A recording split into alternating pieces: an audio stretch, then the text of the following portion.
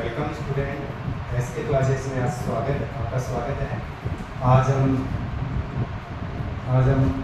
Biology की एक series चालू कर रहे हैं। उसमें हम प्लास्टिड के बारे में पढ़ेंगे, हरित लवक के बारे में। सबसे पहले हम देखते हैं प्लास्टिड, हरित लवक। हरित लवक शब्द हेकल नाम के वैज्ञानिक थे। हेकल नाम के वैज्ञानिक ने सर्वप्रथम लवक शब्द दिया था। लवक केवल पादप कोशिकाओं में पाया जाता है। सिम्पर नाम के वैज्ञानिक ने लवक को 3 भागों में बांटा है।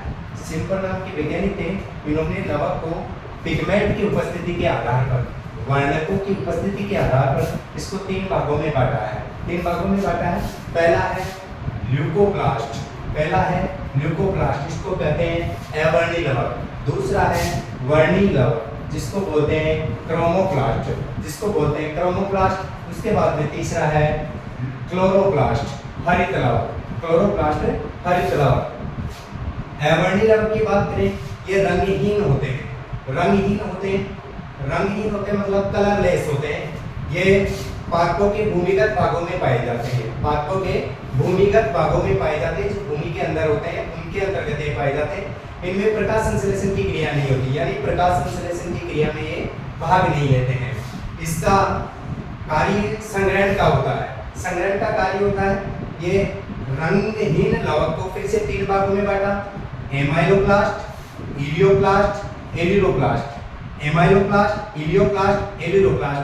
रंगीन वर्णक अवर्णी लवक होता है, इसको फिर से 3 भागों में बांट दिया, एमाइलोप्लास्ट, इलियोप्लास्ट, एलिलोप्लास्ट। एमाइलोप्लास्ट है ना, इसमें केवल स्टार्च का संग्रहण होता है। एमाइलोप्लास्ट में स्टार्च का संग्रहण होता है, जैसे आलू के कंद में। इसके बाद में इलियोप्लास्ट, ये वसा का संग्रहण करता है। अरंडी के बीज वसा का संग्रहण करते हैं। एलिलोप्लास्ट, ये प्रोटीन का संग्रहण करते हैं, जैसे मक्का में प्रोटीन का संग्रहण करते हैं मक्का में। इसके बाद में दूसरा नंबर का देते हैं क्रोमोप्लास्ट। ये रंगीन वर्णक होते हैं। हरे रंग को छोड़कर, ग्रीन कलर को छोड़ करके सभी रंग प्रदान करता है। ये पुष्पों के दलों में एवं फलों में पाया जाता है। पके हुए फलों में और पुष्पों की पंखुड़ियां या जो दल होते हैं उनकी विधियों के अंतर्गत ये पाया जाता है। इसके बाद में विस्तार पूर्वक पढ़ते हैं हम हरित लवक को, क्लोरोप्लास्ट जो हरे रंग का लवक होता है। ये पत्तियों में उपस्थित होता है। प्रकाश संश्लेषण का कार्य करता है। हरित लवक की साइज की बात करें तो ये 4 माइक्रोन से 8 माइक्रोन तक होता है। शेप की बात करें तो ये गोलाकार व अंडाकार व डिस्क नुमा आकृति का होता है।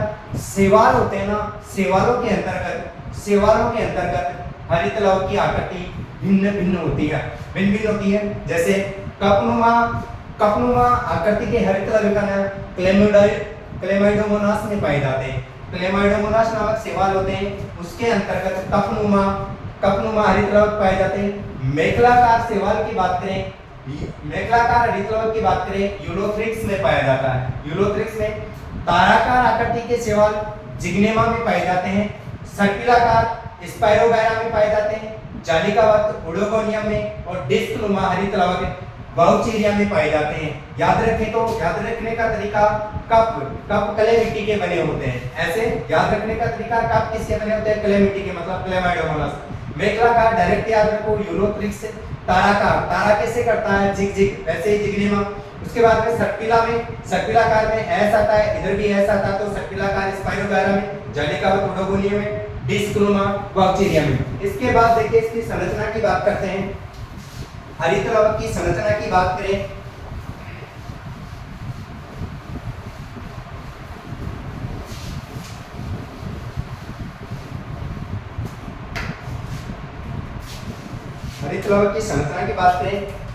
तो हरित लवक एक पादप कोशिका के अंतर्गत,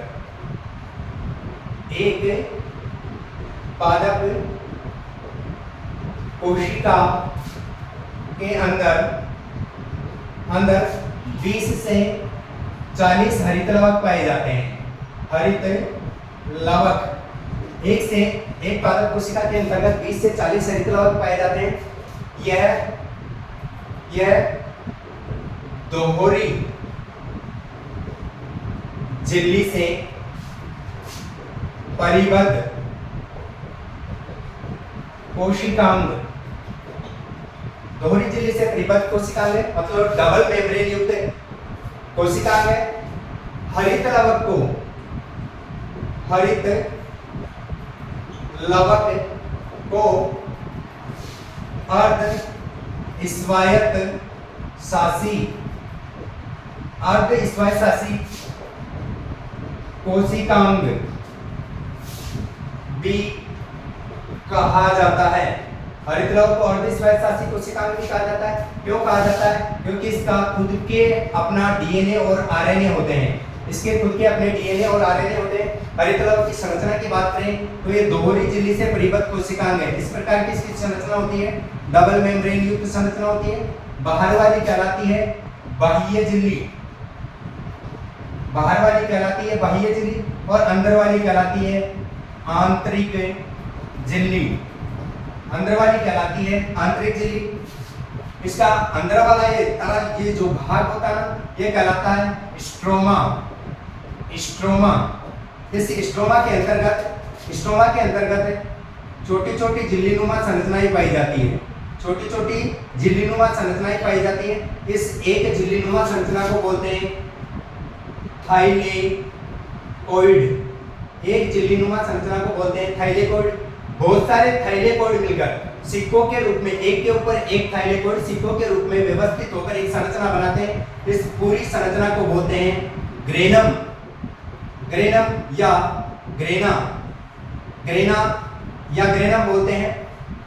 इसमें एक हरित लवक के अंतर्गत लगभग ग्रेना की संख्या लगभग 40 से 60 होती है। एक हरित लवक के अंतर्गत ग्रेना की संख्या 40 से 60 के लगभग होती है।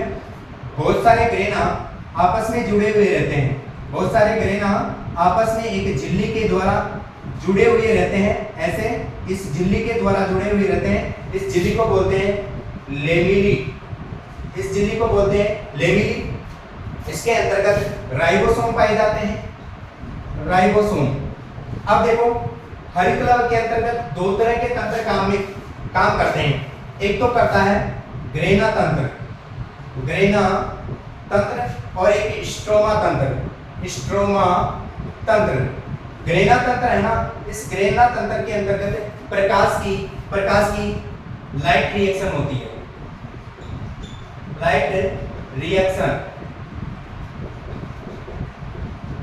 हरित लवक के ग्रेना में क्वेश्चन आता है कि हरित लवक के ग्रेना में प्रकाश संश्लेषण की कौन सी अभिक्रिया संपन्न होती है? लाइट रिएक्शन, यानी प्रकाशीय अभिक्रिया। हिंदी में बोलते हैं इसको प्रकाशीय अभिक्रिया है। प्रकाशीय अभिक्रिया। और जो स्ट्रोमा वाला भाग है ना, इस स्ट्रोमा के अंतर्गत डार्क रिएक्शन